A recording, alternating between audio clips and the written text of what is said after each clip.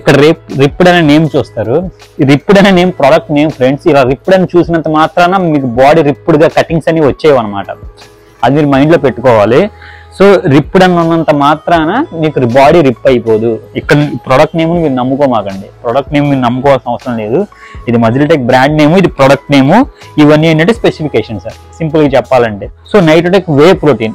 నైట్రోటెక్ whey protein లో మీకు వచ్చేసి మీరు చూడండి 30 గ్రామ్స్ ప్రోటీన్ ఇచ్చాడు, 3 గ్రామ్స్ వచ్చేసి క్రియేటిన్ ఇచ్చాడు అనమాట.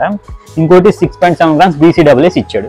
ఇప్పుడు ఈ మూడింటికి డిఫరెన్స్ ఏంటి అంటే 30 గ్రామ్స్ ప్రోటీన్ ఉందన్నమాట. దీంట్లో స్కూప్ సైజ్ పెద్దగా ఉంటుంది. దీంట్లో వేరే బ్రాండ్స్ లో 30 గ్రామ్స్ ఉండదు కదా అని మీరు అనుకోవచ్చు.